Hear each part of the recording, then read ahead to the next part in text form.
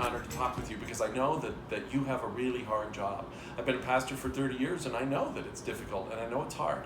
There's a business guru from the 70s and 80s. He's kind of the grandfather of the whole business management thing that's been going on in all the consultants these years. His name is Peter Drucker. And he said that in no particular order, the 4 toughest jobs in America are President of the United States, President of a university, CEO of a hospital, and pastor of a church. And I agree, and I think most pastors tend to agree. The Schaefer Institute did a study back in 2008. They interviewed thousands and thousands of pastors, and a full 70% said that they constantly struggle with depression. 50% said that they would quit immediately if they could figure out how to afford to make a living otherwise. And the truth is that 50% of pastors do quit within the first 5 years of becoming a pastor. And in fact, only 1 out of 10% of full-time pastors will remain a pastor throughout their working life and actually retire as a minister. The other 90% will quit sometime short of that and do something else. And I know that in my experience, my friends, the people that I went into the ministry with, people that came into the ministry after me, some of my mentors, they have all quit. And I know that it's usually from sheer exhaustion or heartache or disappointment. But the thing is, sometimes we act like this is just the way the job is. This is just part of the job. But can that really be the case? Are we really just all supposed to sacrifice our joy on the altar of the church? Does that even make sense? Are we really called to be a weeping prophet like Jeremiah and simply to be called to a mission that is doomed? That seems really hard to believe. How can we be encouraging our communities to be full of faith and joy and love when we ourselves aren't reflecting that? There's something in here that seems to me to be wrong. And I want to tell you resoundingly that I think the answer as to whether it has to be this way is no. I think that in fact, it doesn't have to be this way. Look, there's 3 things I've become convinced of over my 30 years as a pastor and my last 5 or 6 of coaching pastors. I've become convinced of 3 things. And the first thing is that loneliness and misery and guilt and anger and despair do not make us better pastors. That cannot be God's plan for us. The second thing is that discipleship is likely happening right now in your church if you know where to look. The problem is it's not usually where we've designed it to happen, so we don't see it happening. But if you know where to look, you can actually begin to capitalize on that, maximize it, and learn how to equip people to do the kind of discipleship that's already occurring because God's doing it. And the third thing is, building a discipleship community can actually be a deeply satisfying thing. And you can receive from your community the same benefits that you're building into them.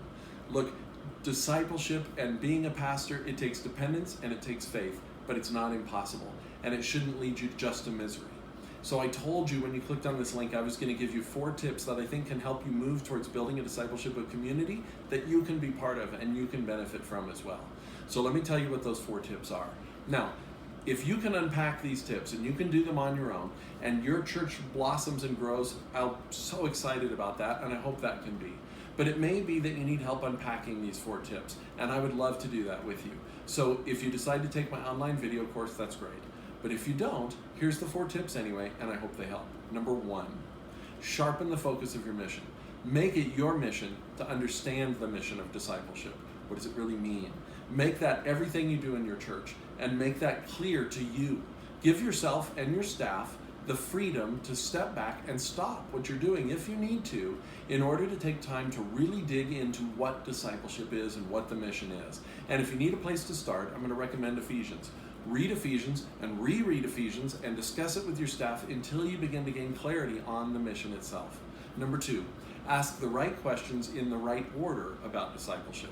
See, here's the thing. We are American pastors. We grew up in America. We have a very how-to mentality. We want to know how to disciple. Of course we do. We need to know how to disciple. I'm not arguing that. But the problem is we jump to that before we've answered really crucial questions to get us there. Questions like why? Why is discipleship important? Why is God so passionate about discipleship? And why has he chosen the church to do it? Couldn't he have just chosen an angel to do it? Or couldn't the Holy Spirit just do it by himself? Or maybe Paul or Billy Graham or some individual could do it. Why the church? It's a good question to ask. And that helps you understand why you.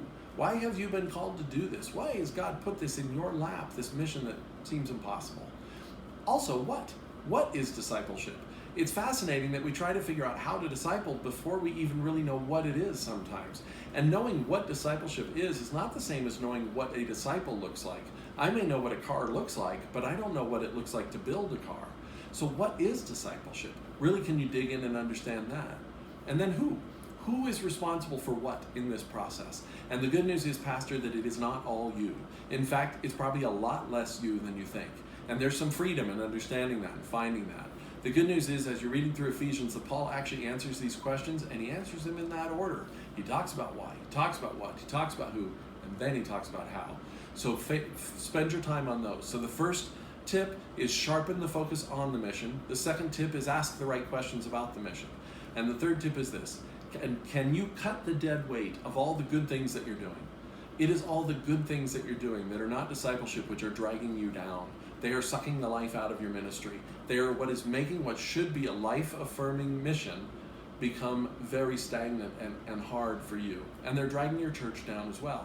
And I understand they're good things. Nobody would insist on keeping the dead weight of bad things. It's the good things that we keep doing. But the question is, are they really part of discipleship? Now, I understand they were all started in the name of discipleship, but are they really? This is why it's so important to go back to the why and the what and the who and the how, so that you can understand what the things are that are pulling you and your church down that you do not need to be doing. There's only a limited amount of time. And when you're not doing what God has called you to do, it's frustrating and depressing and just makes you feel full of despair.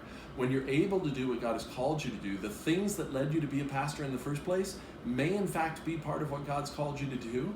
How freeing is that, to be able to spend your time doing those things? So that's the third tip. And the fourth one I think is really key. Get some help from somebody outside your box. Here's what I mean. You're in a particular culture, you're in a denomination, you're in a church, and there's pressures within that culture. Your congregants have expectations and pressures upon you. Your co-pastors, your staff, they have pressures and expectations upon you. Your leaders, your denominational leaders, everybody has good intentions, but they all have agendas, and not all of those agendas actually match the Great Commission. But it's impossible for you to tell from within that culture sometimes which is which. So find somebody outside your box, somebody that you can trust, somebody who's honest and wise and gracious. Find them. Maybe it's a friend, maybe it's a pastor of another church, maybe it's a coach. Find somebody that can help you to see a perspective that's different from the culture you're in. When I coach pastors, one of the things I tell them is, look, I'm not your congregant, I'm not your co-pastor, and I'm not your boss. And that means there's a lot of freedom in what you say to me, because I'm not going to try to push you into an agenda. All I want is for you to be successful. That is all I have in mind for you. Find somebody like that can help you. And as I say, if you want me or need anybody to be that, my online video course may be helpful to you in that regard, and I hope it is. But consider in that online video course, there's an option for customized coaching, for personal coaching, and if I can come alongside you even more strongly and help, I recommend it. I think it's great. The bottom line is this, Pastor, you are not alone, and you don't have to be alone. And it is not God's plan that you be miserable, and that you be suffering, and that you fail. God is not failing you, and you're not failing God. Answer these questions, get some help from an outside source. And whether it's me or somebody else, I just pray for blessing upon you. And I'll close as Paul does in Ephesians and say that I just pray that you and your congregation can know how wide and high and deep long is the love of God, that you can be filled to the fullness of God, because that is the essence of what we're seeking. If you want to check out my online course, just click the link below.